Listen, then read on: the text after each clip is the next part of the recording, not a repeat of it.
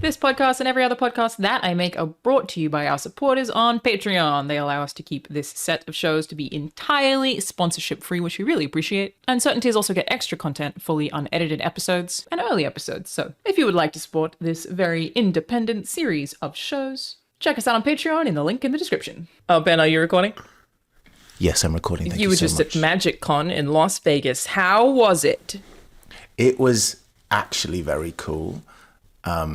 I think I've said many times how I get quite nervous before conventions.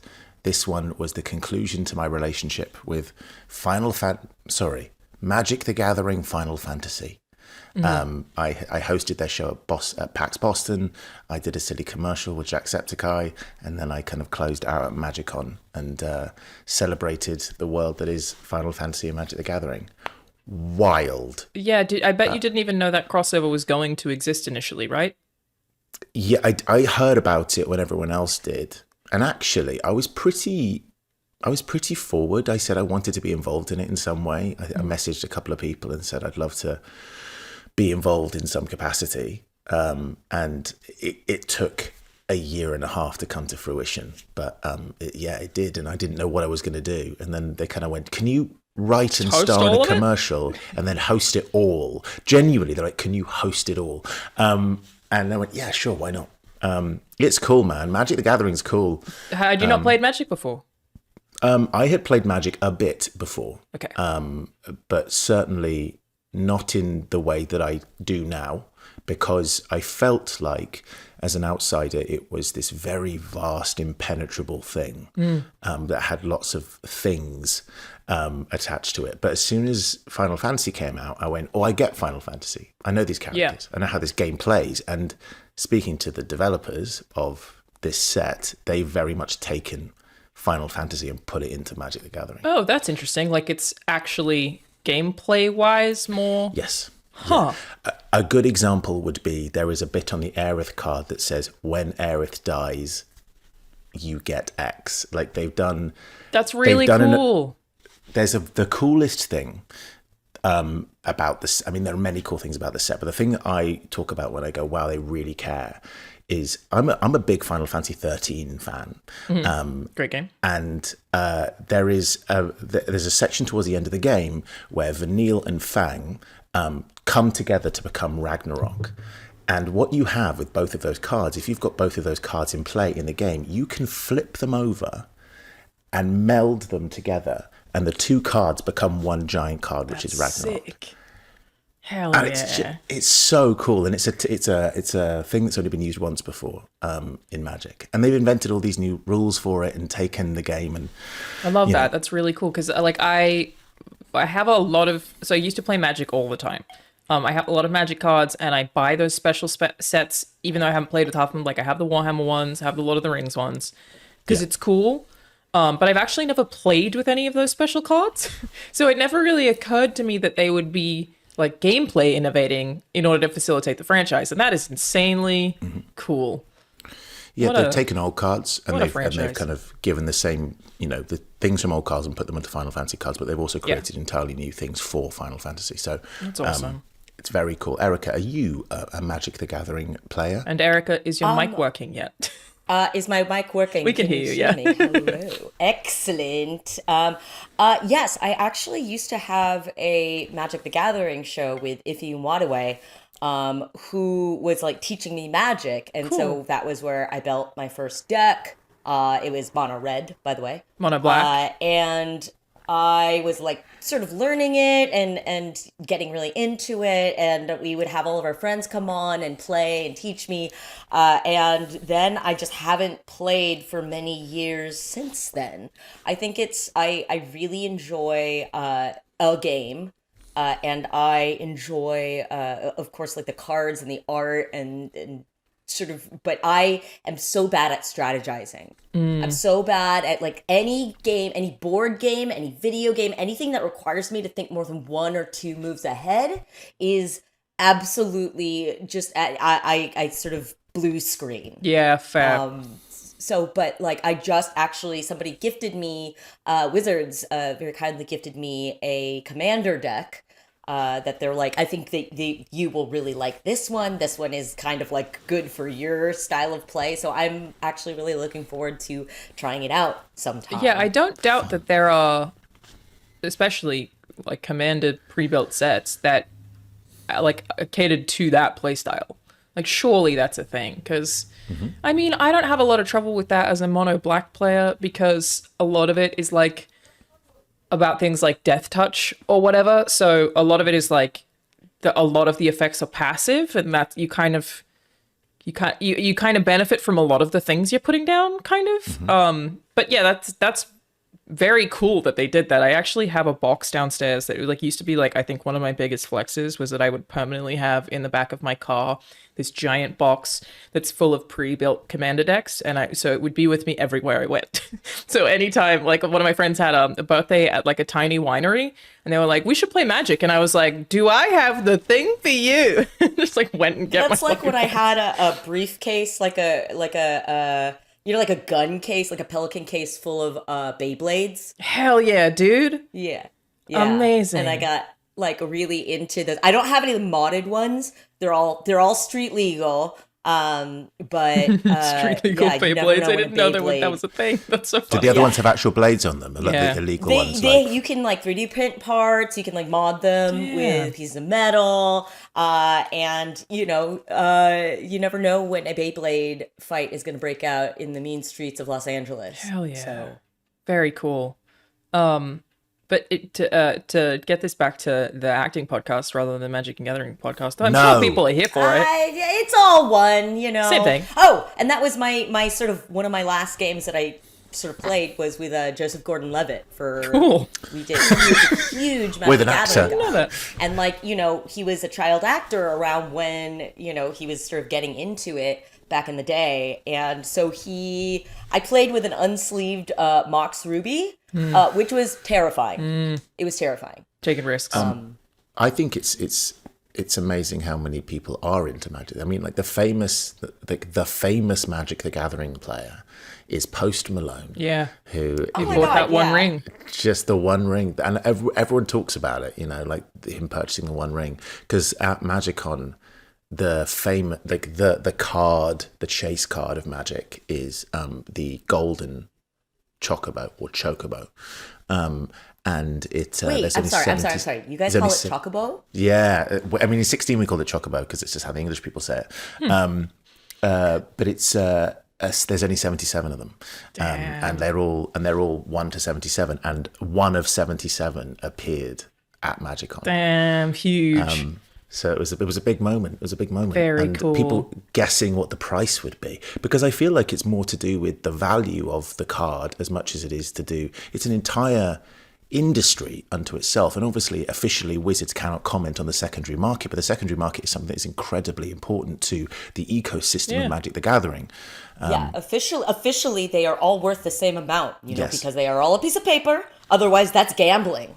Yes. So the official line is they all are worth the same amount of I really can't talk on this as somebody who's a huge collector and has bought a bunch of shit that's really expensive because it was limited, but it just, aren't we dumb? It's a piece of paper, but we're like, but there's only 77 of them and we just can't help ourselves.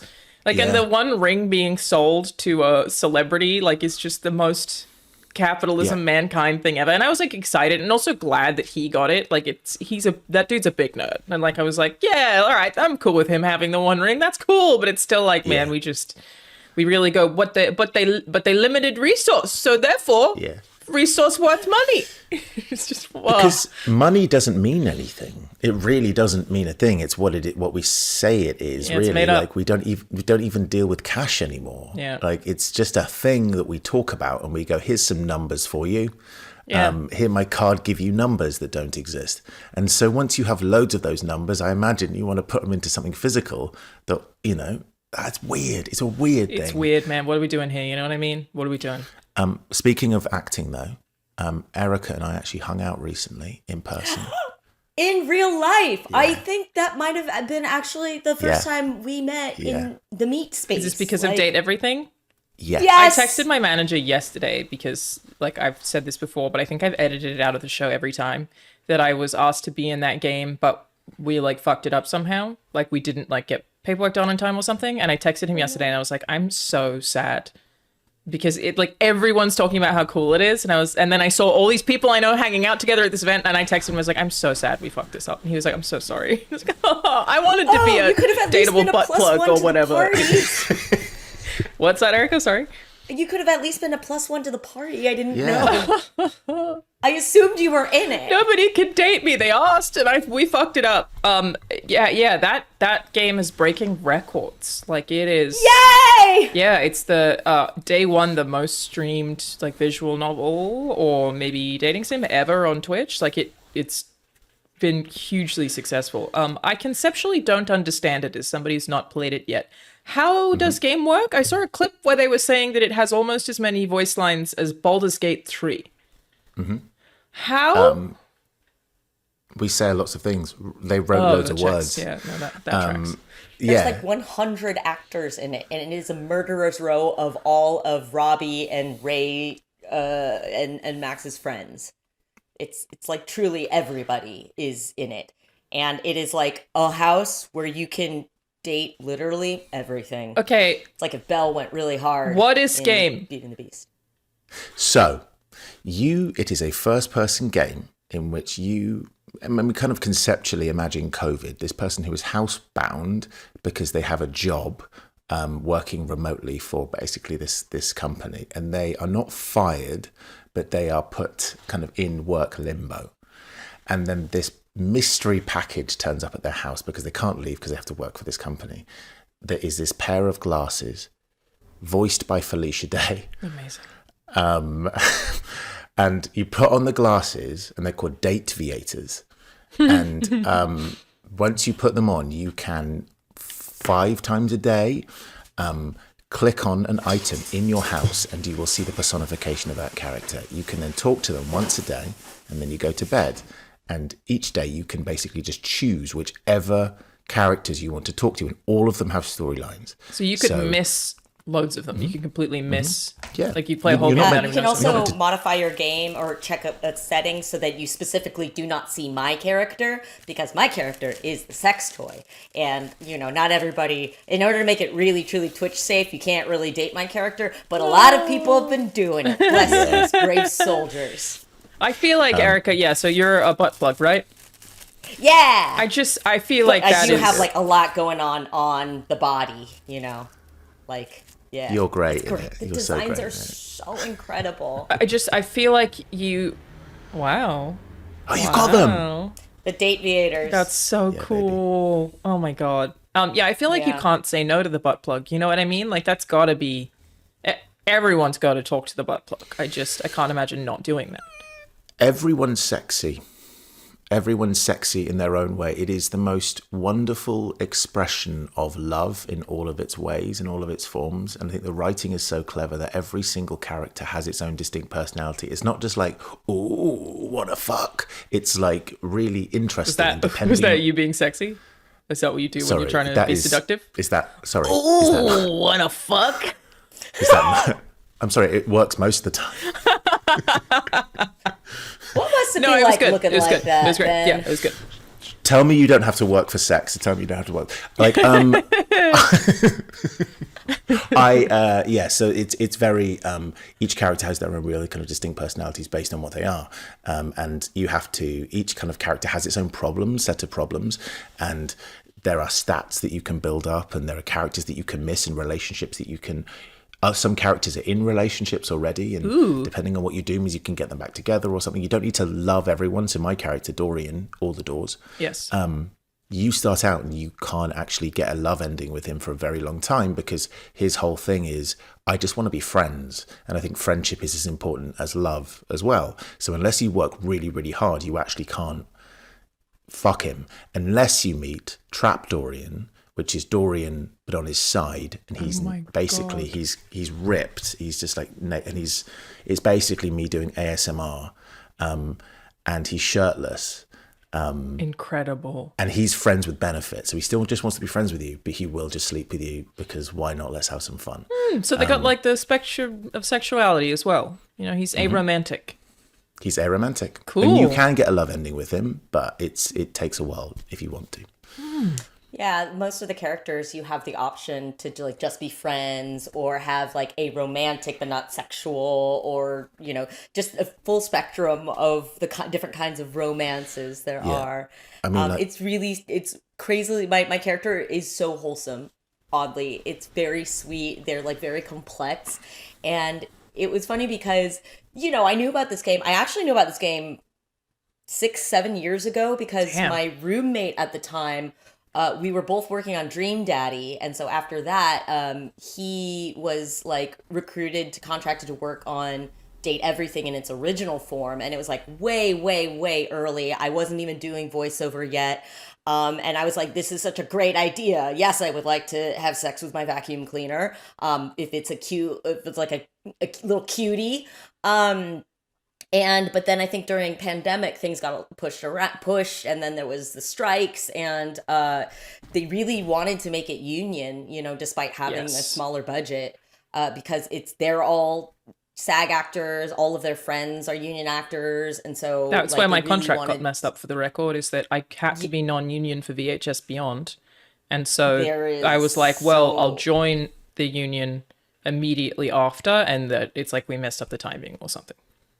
It's all very complicated. It's so much more complicated than people on the internet think they know about. Totally. But in any event, it's so they were building this cast, I guess, over many years, and I got so sent many a people I request. love. Like, I've seen so many announcements, and I think I have like, I don't know, 30 friends in this game, maybe.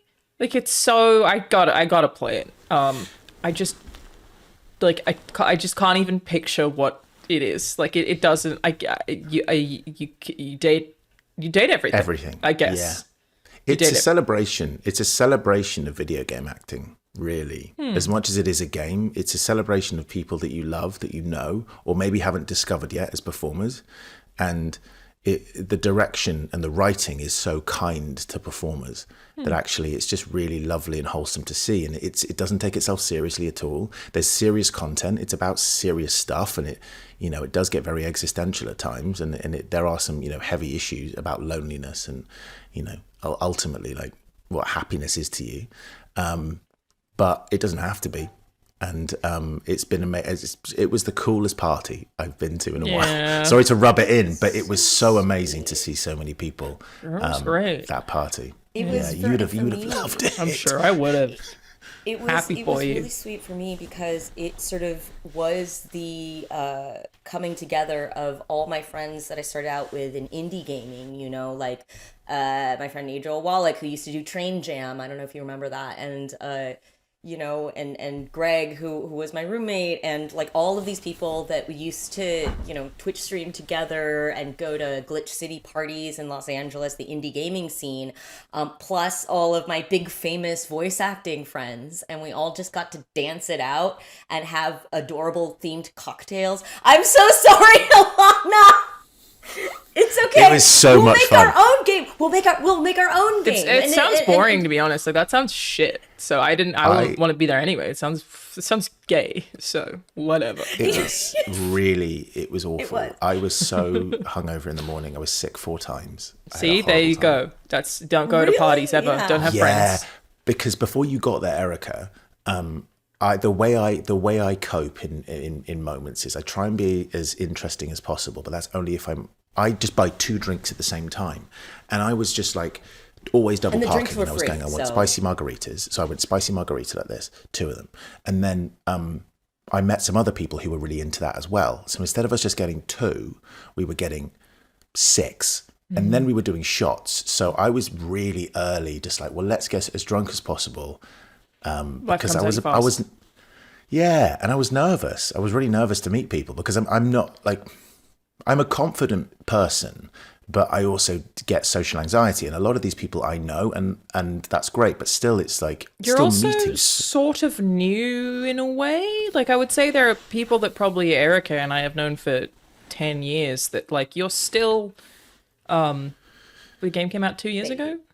I've been in this industry for 2 years. Yeah. That's wild, because like you established yourself very quickly, but like you're still there'd still be a lot of people you haven't met, or like people that Yeah. you know online that you haven't seen in Pretty person much. ever. So you're still fairly new to everything.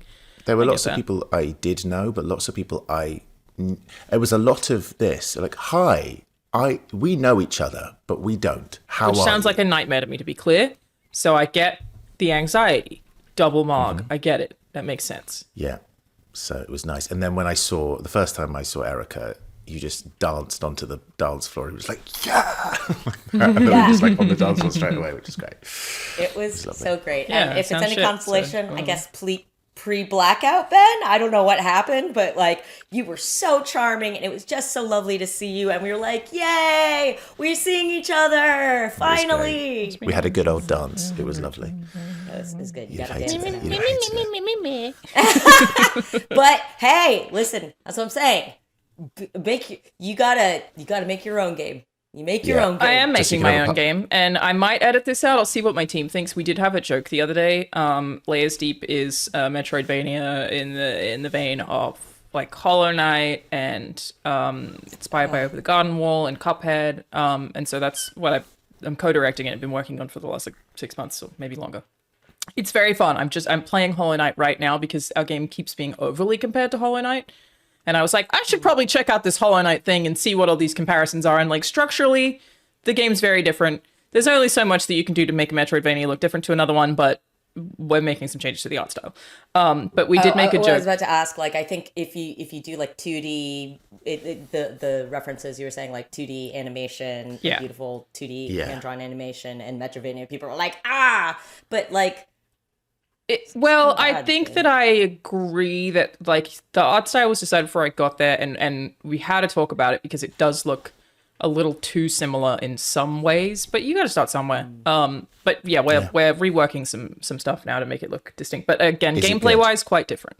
Is Layers Deep good? Barely a video game so far, but yes, Back yourself. I'd say back yourself. Yeah, it's a great game. Game of the year. great. Game of the year every year. Hang on. What I was going to say was we made a joke. It has very little voice acting. I spoke to Grant Kirkhope about doing it in a Banjo-Kazooie-ish style, so I'm also going to ask all of my friends to do little characters in this game. And we made a joke about having you, Ben, do a noir trailer because Yes. it's not a game that has much dialogue. It's a lot of world building, but we were like, what if we like make a black and white trailer where there's like rain and our little onions looking at the ground and then it's Ben Starr because he thought it would be very funny. Yeah, I'll do that. I'll do it. I'll do it for free. Erica, there will be space for you too. Okay, we'll fit you I in love somewhere. onion. Okay, I'm just going to get myself a little drink. 1 second. Just getting himself a little drink. No, 'cause it's- Yeah. No, go ahead. Go ahead. You say something important and I can 2 Yeah, seconds. okay. I did have a thing. Go ahead. Oh, no, Fuck you say your off. thing then. You say your thing. Oh, no. I was going to ask Erica a question. You were Oh, unmuted. then I don't need to be a part of it because I'm not Erika. Get out of here. I was You going love to say, Erika so much. Why don't you be on a podcast with Erika? maybe I will. Hey, Alana he's Pierce here, Play, Watch, Listen Podcast Network. What do you have to do to get yourself in the zone to play a butt plug? What's the character prep and character work that went into this particular role? Oh, I'm very method and everything. Just went inside a bunch of people's butts. Nice.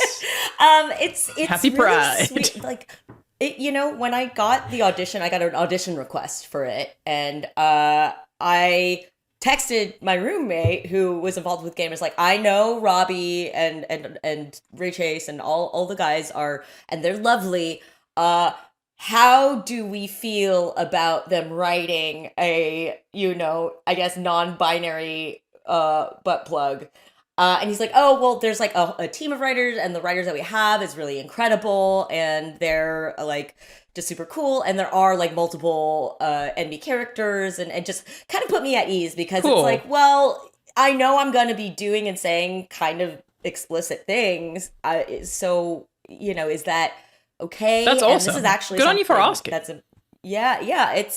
I think a lot of new actors have difficulty with either asking questions or turning down things that might make them uncomfortable for whatever reason, like sexual nature or whether it's not really authentically written for their ethnicity or something, and I trust the guys, but I had to ask. And I was given reassurances, and sure enough, like reading the full script, it was so sweet. And honestly, like I've done scripts that were more raunchy than this one. This one was, it's very earnest. Oh, that's crazy. And Sorry. What are sincere. those and where can I find them and how much are they?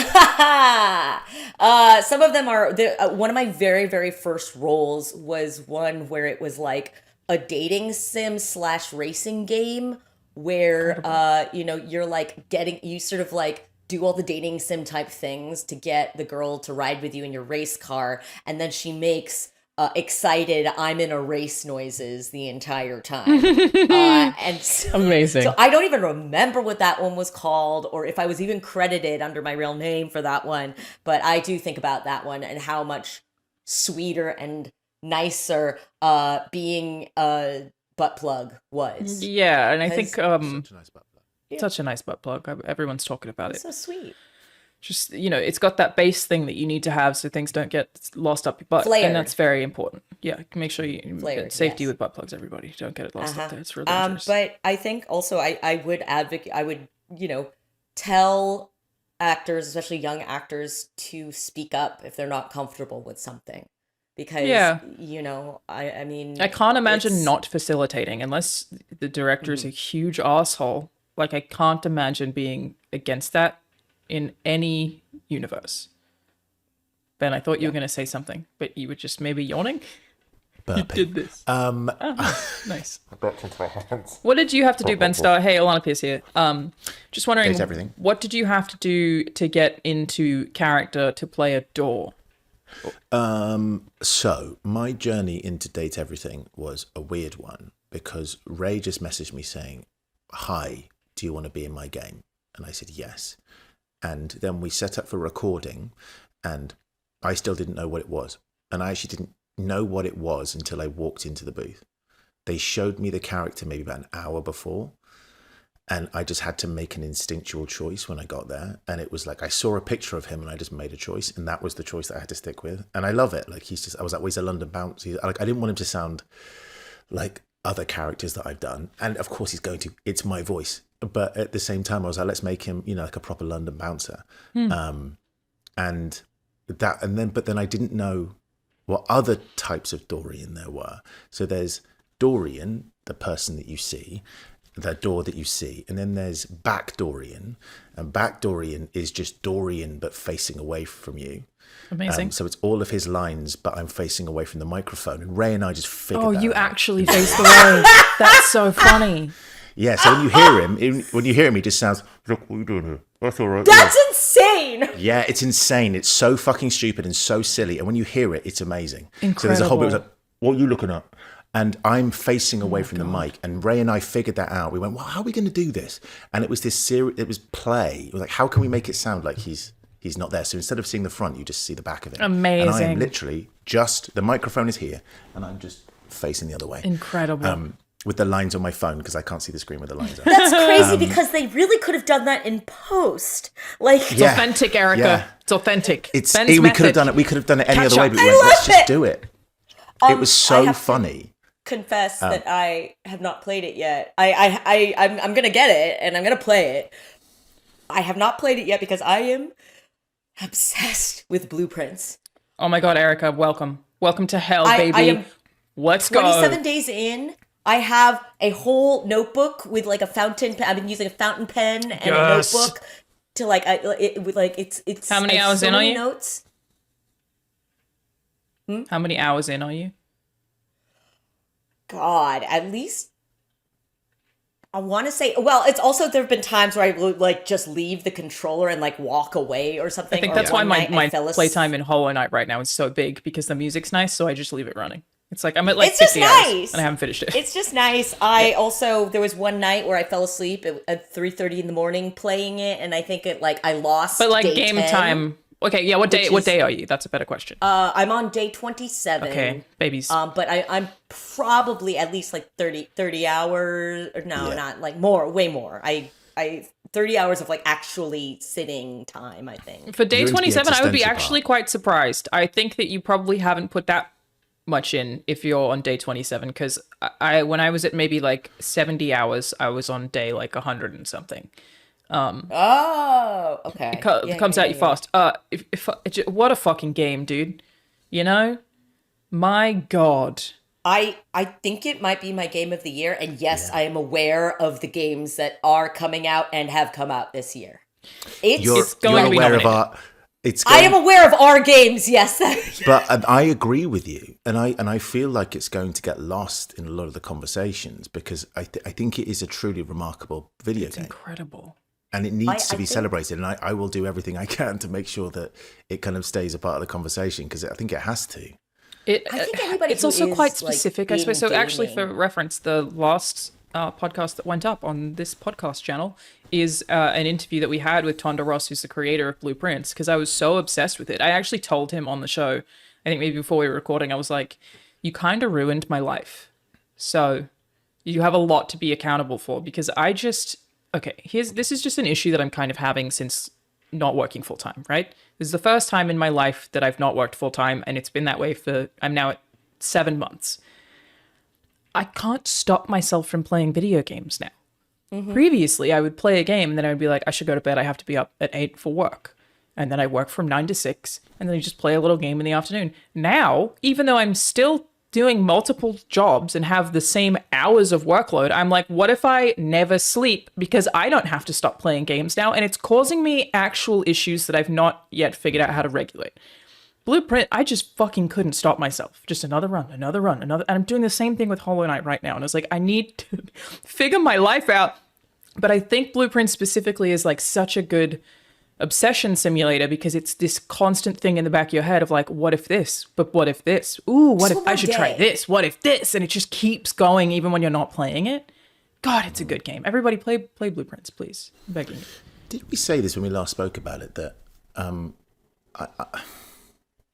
going through a bit of a thing at the moment where I'm kind of trying to figure out, whereas Date Everything is a wonderful celebration of mechanics, but also mainly kind of like acting and the performances and falling in love with the character. It's a combination of wonderful art, immaculate art by the artists who've made these beautiful characters and the wonderful actors who lend their talents to it. Blueprints is kind of the opposite. It's a testament to just outstanding gameplay and really, really intelligent gameplay. And it doesn't need actors at all. Yes, there's some voice acting in it, but it's the least interesting part of it. And I think it just shows you like the wide variety of available expressions that there are. I appreciate the spectrum, and that's so unique to video games. Yeah, completely. Because I think actors, maybe I don't want to sound like I'm stepping out of line here. I feel like actors are used to being the front of film, of TV. They're the front-facing thing. In video games, they're not. We want to be, because we want to be recognized. We want to, because talent and actors are innately charismatic, so they can speak about a project, and often they're a way that a lot of us can interface with these characters and stuff. But we are just a very small part of how that game is made, and we don't make the game, but we're a very easy tool in which you can communicate with that. And I think there is a conversation to be had about an actor's intrinsic value to the video game industry, and how it can complement video games but not supersede the power of the game itself. We can give amazing performances in games, but if the game is bad, it doesn't mean anything. Totally, yeah. And I suppose that's the same with film and TV. You can give an amazing performance in a film, but the film is bad, so it doesn't really matter. But I think there's something more linked to it. Like, the quality of a game can be ruined by a bad performance, really can be. But also, if the game is really good, we kind of forgive bad performances. Same as bad stories. You'll forgive a bad story if a game is gameplay-wise good. The story doesn't matter. And it is unique in that way that it's like a game is significantly heightened by good performances, obviously. Like, the impact of The Last of Us Part 2 is not the same if you don't have Troy and Laura, the whole cast, doing the fucking incredible job and actually doing the job that they're doing. Like, there are moments with Joel in that, even that are like little cutscenes that are so important that make that game matter way more. And a friend who's a director has said this to me, and I think that I've always tried to remember it when doing any of the casting stuff I've been doing lately, that your script is only as good as your worst actor. And I totally believe that to be true. Like, you can, an actor can take a script and be like, human wouldn't say that. I'll figure out how to make it work and solve that problem. And I've seen people do that, or like say, hey, this line just isn't right, I'm gonna say it this way, and then it sounds way better than what's written. But a bad actor can make every word sound badly written. It's like Yeah. that role is very, very important in like people's emotional connection to something, but you can play a video game without any story. Blueprints does have a story if you want it. I paid very little attention to the story personally. It's technically there, Ooh. but the only I thing, like it. yeah, but you don't have to. You can opt in or out, which is actually one of my favorite things about that game. I've spoken about it so much on this channel recently, but Blueprints really does let you opt in and out of how hardcore you would like to be, and I really like that. You can Yeah. roll credits and stop playing if you want, or you can go full fucking ever. Like the part that I'm at, that I stopped playing because I was like, this is too time consuming and I'm too obsessed with it. And it's a little bit too much RNG. I said this recently. It's not going to mean just Erica. Forget I said this. For anyone watching, I got the scepter, and then that's when I stopped. And it required some shit of me that I was like, that's going to be hard. Maybe in a year, because I still have the notebook. But you don't have to. You can go, I solved that puzzle. All right, I'm good. And you don't feel like you're getting any less of the experience, you know? Like, I love how modular that game feels just in general. If you want to get into the lore and the story, you can. Hollow Knight's really similar, actually. If you want to get into the lore and the story, you can. I'm not at all, really. The lore's cool, but I'm not like, oh, I need to discover all of the secrets. Dark Souls, same kind of thing. Gameplay is important. I'm a big fan of games onboarding people at whatever level they want to be onboarded. Because, yeah, it's a medium that is still... It's still odd because it's not niche anymore, but it still treats a lot of things as niche and as, like, specialized, like, needing to understand a certain kind of language or certain kind of design in order to fully enjoy the art. And to Ben's point, I think it's interesting the interplay of acting and in video games. I think we're still in the Wild West with it, of integrating performances and, say, design. There's games where you have to constantly be speaking to, like, a tutorial. Like, for instance, if you're doing a tutorial, how do you have a good performance and stay in character and also clearly convey what somebody is supposed to do design-wise, right? And that's not a thing that a lot of traditional actors in theater or film, TV have to think about clarity. Yeah. Whether that's enunciation or somehow the accenting certain words, or there's just sort of a different language to being in a video game. And I think there was a lot more crossover from theater to film TV than there is from film TV to games. Yeah. Still, that we're still figuring out. Yeah. Obviously, you have the Hideo Kojimas of this world who now almost exclusively only cast Hollywood talent. But it's an interesting skill, and it depends on what the game is asking of you and what we as performers are being asked to do. You're right. I always, bring up Hideo Kojima. One of the funniest things, I think, and I'm just kind of imprinted in my memory, is when he's getting very serious characters to say, press the circle button. Yeah. And it's like in Metal Gear Solid, and it's like this thing where, it's so meta and it's so silly and we kind of forgive it. It's technically bad writing, but also it's kind of not. And I think the performances carry it really well because they take it so seriously that you have to press the circle button or you have to pull the thing out. And it's brilliant performance that kind of excuses what I think is otherwise clunky writing. Not because Hideo Kojima is a bad writer, but because the medium that fundamentally he's writing has to be. It has to be, yeah. And so it's a way of tutorializing the game. But I'm just interested to see, I think you're so right, Erica, about us being in the Wild West. It's the phrase I used to describe to any actor when they say they want to get into this. I'm like, there is no blueprint. Yeah, why do you say that? Like, what? Because it's not like video game. Well, like I say video games as a medium are like not that far from their infancy, really. It's still babies stuff compared to movies. We don't know the limits of what we can do with the tech yet. A lot of people are innovating all the time, and that doesn't really happen in film anymore. But for Wild West, yeah, what do you mean by that? Do you mean that every project is different and you never know what you're going to get, or? I think it's that we're just now starting to get a class of actors who are getting into it because they want to act for video games as opposed to training for other things And and taking just video getting into games. it and being either very good or very bad at adjusting to it.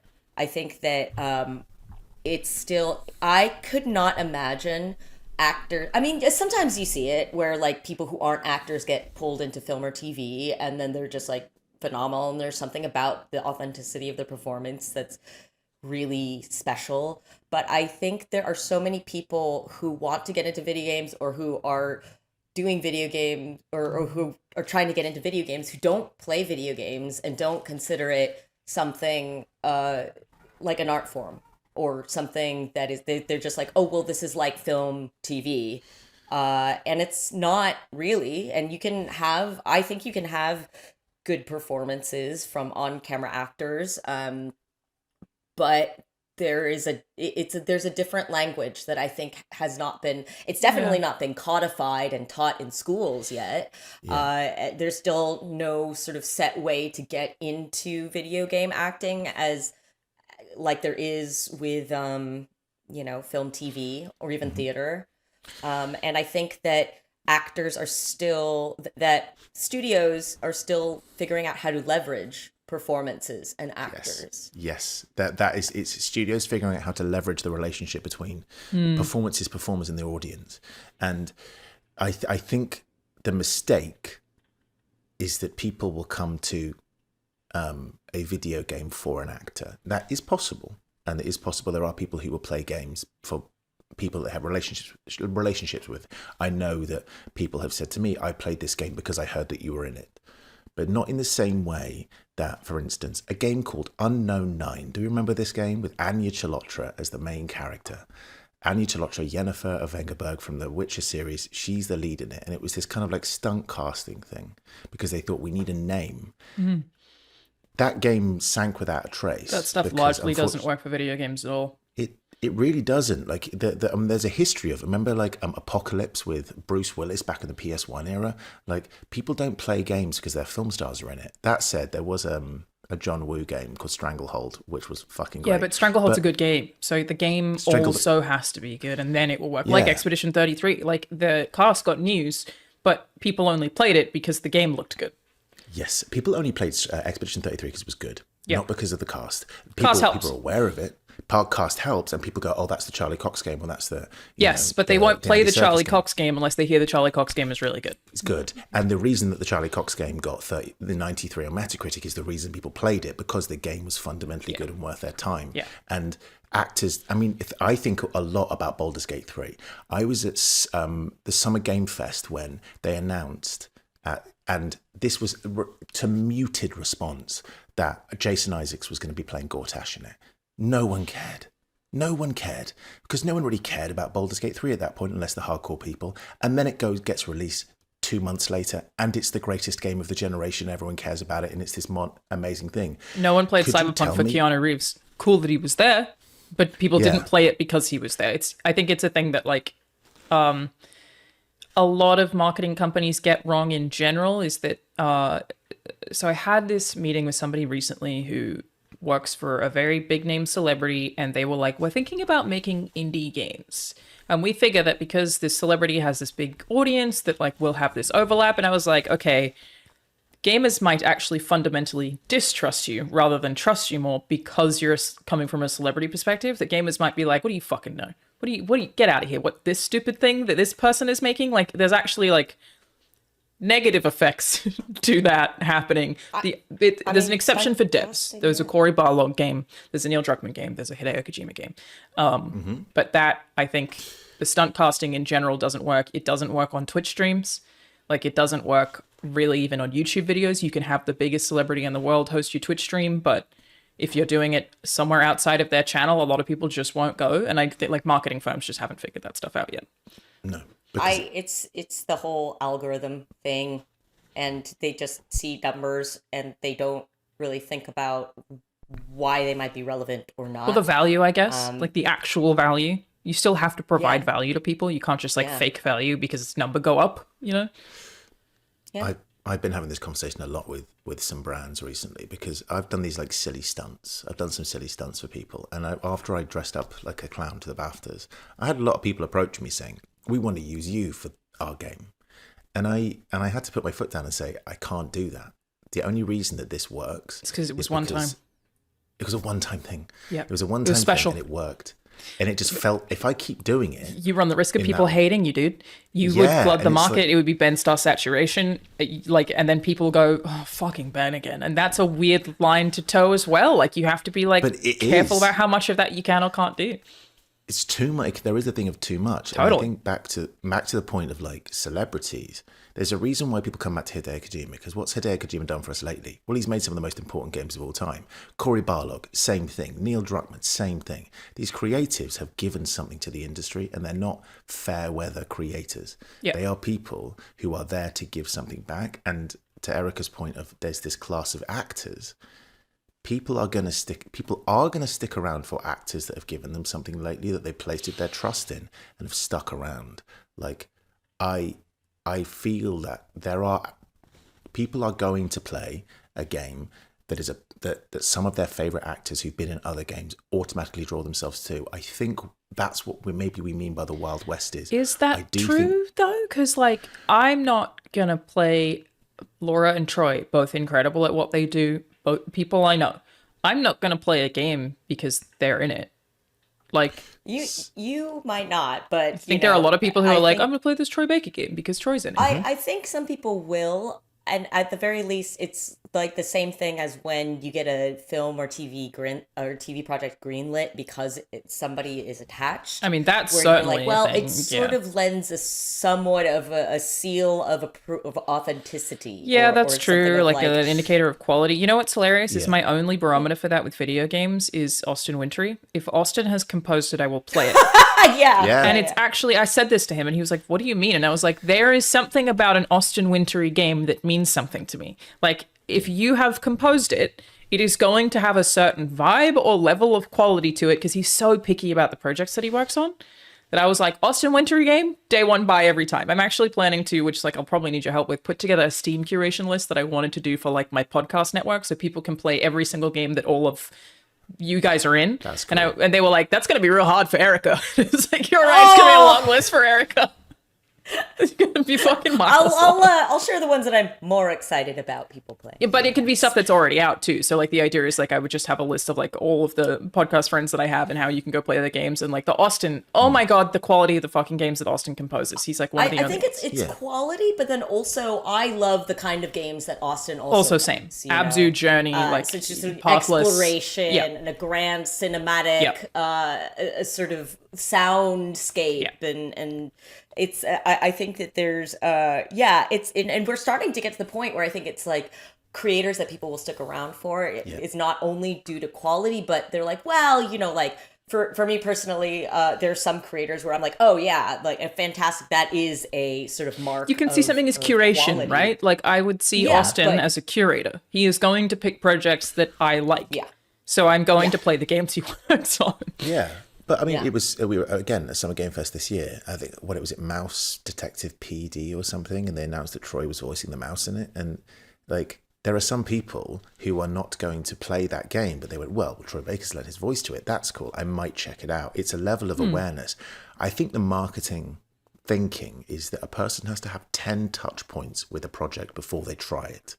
So they have to see it 10 times or interact with it 10 times in order to be convinced to purchase that thing. I think, and also to Alana's point about sort of the value that is added, like I think Stray Gods, which was such a tiny new studio, like very sort of lean, mean marketing team, but they got, you know, it's Troy, it's Austin, it's David Gator, it's, you know, like musicals, and we know that everybody involved is like just a fantastic musical or lyrical genius, and it's like this kind of art that really is popular with the kind of people that love visual novels, and it's just it was just this perfect storm of, and it was very intentional too. I think a lot of people look at that and are like, well, what if we hire some of these people? And it's like, no, that's not it. It has to It makes be a something vibe. like, I think Dream Daddy is actually expert marketing for an indie game. Like part of why I was wanted to work on Leah Steeple, like why when they reached out to me that I was like totally is the hardest thing about getting an indie game out is marketing. The best thing that an indie game can do is show you a screenshot, just one that shows up on your timeline and have you know exactly what it is. If you see a screenshot of Layers Deep, you know exactly what the game is going to be. Like, we want to subvert everything, obviously, but you're like, oh, I get it. I understand fundamentally what this is without having to read anything. Dream Daddy was amazing at that. Like, anytime you see someone play a single frame of that game, you go, got it. I understand what the game is. And I think that's like, it's kind of one of the few ways you can really succeed in the indie market. Then the things that you add on top, like I do intend to have pretty much every friend I have who's an actor give me a voice because it'll be so easy to do. Like like you could record something on your phone and we can use it. Banjo's voicing a character, which I'm really excited about. I'm just really, really excited about it. He's very cute. Circling back to what you said, I think like what we were talking about at the beginning, like people have played Date Everything because they know one of the 100 actors. That's true. And That's true. That's true. And it like. Well, and you guys are talking about having so much fun. And I think that is selling me on Date Everything more than anything else. I don't like that genre of video game. You're right that I've proved myself wrong. I'm going to play it because you guys are in it. And specifically because you're talking about it in such a delightful way. Like, it's so delightful. It's that's the kind of Austin Winter effect. You're giving me curation of like, hey, I worked on this thing. And it's so much deeper than you think it is. And there's all these lines and it's huge, but it's also all these people who just like got together and it's a celebration of this art form is like way more appealing to me than Keanu Reeves worked on it. You know what I mean? It's the authenticity of which you are talking about how you collaborated on it that sold me on it. And I think movies have moved in that direction as well, in this opposite direction where like, I was thinking because Tom Cruise is, people describe him as the last movie star, the last person that people will turn up or not to the box office to see. Now, you don't turn up to see a movie star, you turn up to see a franchise. So actually, it's actors being tethered to franchises that lift them up. So it's about actors being in this industry, in the video games. It's, with all due respect to Erika's wonderful body of work, people are going to play Ghost of Yotei because it's the sequel to one of the best games of the last generation. But in doing so, you are still able to gift your talent and elevate the material that you're given in that medium. And, people were going to play it regardless. I remember the reaction to you being a part of it. Obviously, everyone freaked out because it's the perfect fit and you're going to be amazing in it. But still, it's a different thing where, like, as actors, we are kind of lifted up by the work that we do. And then hopefully we can bring some people who are passionate about us as individuals to our audience. But because video game actors have spent so long being told that they're not really allowed to engage in the material, they really haven't, that like we're there to be kind of heard a little bit but never say anything out loud. And there are a class of actors being like, witness me as an actor, witness me as a person, let me see me as a person and come on to my next project, come on to the next thing and like me as a person. Does that make you think in an Austin Wintory way? Does that give you pressure about the projects you accept? Like, do you feel a responsibility to choose things that are good because you are now a curator of what's a Ben Starr game? More than anything in the world, yes, and I hate it. And it's really, really difficult because I feel that pressure now of the ways in which I talk about the games that I'm a part of. That sounds so arrogant to say. Which we're allowed to do now, by the way. Strike's over, everybody. Woo! Yeah. yeah. But also, like, it's an industry that doesn't want me to interact with it in that way. So I'll get a project through and it'll be a code name. And I'll say to them, I'll sign your NDA, but you have to tell me what it is. Because there are so many things about it. It could be utilizing certain aspects that I don't like. It could be a creator that I don't particularly appreciate their political views. Also tough because you could not know what the fucking script is when you agree to do something. That's real hard. What a fortunate position to be able to go, I'm just going to say no to your project unless you want that. There are some things that I'm very thankful to audition for, and I will go through the whole process of that experience. But also, we have limited time. I don't have hours in the day to commit to a project that I don't want to be a part of. Obviously, if a Ghost of Yotei comes along, fuck yeah, give it to me. But, there are some projects that you do for fun, you do for love, because it's just going to be fun as fuck. You want to do it Rahul with your did friends. Bolt Gun for fun, right? But then he's doing Saros because that's like a big, difficult performance. But I mean, he loves Warhammer, but like Bolt Gun, it's voice lines. You just tap Y and you hear Rahul yell something about the Emperor. Like that's what that game is. So that's like, yeah, that he did that for fun because he loves Warhammer. The Saros is the acting game. Two different things. I was so excited when I saw his face. And it's so I cool. did the whole Leo point at the screen, and I wild. was like, I have so many jokes I'm so excited to make. Like, if I see any friend streaming that game, I'm going to be like, can you please stop touching my things? You're just playing with my things right now? How dare you? What do you think you're doing? And I'm really excited to be toxic. Alana, about I it. cannot wait for the PC version for the mods. Like, we're gonna have to do a live Alana live reacting to stuff. We won't show the thing. It's actually not a bad We're gonna idea to have do like Alana a Saros reacting mod.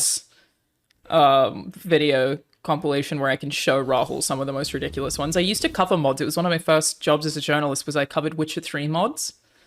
Like extensively. So I would download every mod and rate them, and I was writing pieces about like, here are the mods of the week. It's very, very, very fun and very like, stupid. Thomas the Tank Engine and the Thomas the Tank Engine Yeah. song made it into So- so many every mods. game, What a every game. golden time. Are you excited about when Yote comes to PC about all the mods? You excited about that? Yes, I am. As a matter of fact, I am very excited. I think all my friends are very excited. And it's gonna get weird. We're gonna get weird. Let's get weird with folks. it. My favorite mod that I've been a part of was when 16 first came to PC. People added the meme of me at the Game Awards onto the back of Clive's cape. So it was one of the it was one of the first mods you could get in Oh Final my Fantasy 16 god, on PC. that's so good. Which big shout out to Nexus Mods, who recently got bought by a fucking Web3 company. Like, I'm really sad about it. Like, Nexus Mods is such a good service. They also really stick to their guns. Like, when people made mods to remove every, like, pride flag from Spider-Man, they got rid of them. They were like, okay, you can have that mod elsewhere. We're not fucking supporting it, though. Like, they're a weren't they the good ones that company. I'm also so... got rid of like when they tried to get rid of like gendered terms or something like that. I don't know. But and they've been bought by a Web3 company, and now I'm really scared about what's going to happen to them. Bummer. But hey, glad they got their cash. Hopefully. Yeah, I guess. Another one will pop up. What was? Did you have any favorite mods from Final Fantasy, Ben? That's a weird thing to even think about because I know there are some mods to do with my character in Cyberpunk, which is a little weird because it's my face. But I think it's mostly like you can mod V to have my face, stuff like that. Yeah, the coolest one I've seen recently, which I absolutely adore, is and Harada-san from Tekken 8 even commented on it, and the Sandfall team played it. Someone modded Clive from Tekken 8 to make him look like Verso from Expedition 33. Holy shit. And then they modded another character from Tekken 8 to look like Renoir. And they did a whole they played it, and so Damn, that's cool. Sandfall, it's so cool. funny. And I love the cross pollination of games. Like for me, it's immediately when I was announced in Prometheus and Hades 2, people started doing cross Prometheus art of it. That's rad. And it's just sick when people get inspired by you being a part of different things in different worlds, and people taking the work that you do and superimposing it on other characters. Like someone in Final Fantasy 14 hated the fact that like there was no voice acting for the scenes for Final Fantasy 14, so they took my lines from 16 and placed them into Final Fantasy 14 and put them over the top. And people just are committed to it. Yeah. You know? And the fact that like the Tekken 8 Verso thing was That's so incredible. cool. Like It's, sorry, go ahead. no, you go. No, I have I was nothing going to more say back to the Wild West thing. I do think that we are like very recently coming to a point where we have a video game acting cast that is getting bigger. There are names that are known for acting, and I feel like it was just Nolan and Troy for 20 years. Sorry, Erica, that came up on the screen. I also have to run, to be clear. Everyone's gonna everybody, Erica has to run soon. I'm so sorry. But we're actually like expanding that finally to there are people who are video game actors and there is a troupe of it, and it is growing in a way that has been fun to watch, I think. And like you're saying, like people getting behind it is like a fun new addition to sort of video game culture where people will combine the roles that you've had and make a cute joke out of it. And that's new, I feel like. People weren't doing that with Nolan 10 years ago. No, and they should do. And I really want people to do it more. And I really hope that also, to quote Expedition 33, for those who come after, just take the template of what people are doing and figuring out the way that it feels authentically you. And there aren't the same barriers to entry that there are in film and TV. That's what's Wild West.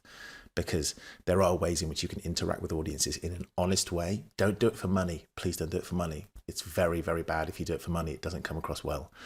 Do it for love and do it for appreciation, and you'll be loved back in kind. Yeah. That's it. Like if you just show the fans that you love them in the way that they love you. Yeah. Anyway, on that note, we're out of time. Thanks for hanging out, everybody. I will leave a link in the description to where you can check out Date Everything. And you should date a door and a butt plug. You heard it here first.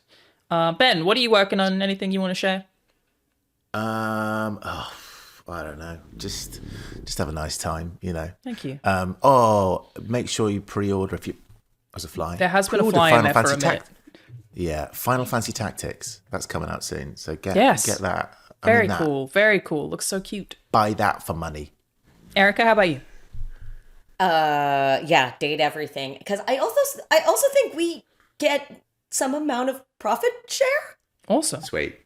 Right? Which is unheard of. Like, or amazing. Residuals of some sort, which was like, we should have said that. Yeah, buy it. That's unheard of in video games. Yeah. So yes, people are slowly starting to do that, and that is incredible. Wild. And also Dropout. I think my Game Changer episode from the other week where we had to find out who the secret sober was. We were all drunk and find out the secret sober. Yeah. Whoa, that's a really good idea. It was like apparently Traitors, which I don't watch, but it was like Traitors, but with a bunch of feral femmes, which was very, very incredible. Fun. What a great idea. I love Dropout so much. And yeah, for that one, we also get profit sharing, which is unheard of in like online video. You love to see it. You love to see it. So, you know, yeah. Cool. Thanks for watching, everybody. See you next time. Bye. Thank you. Goodbye.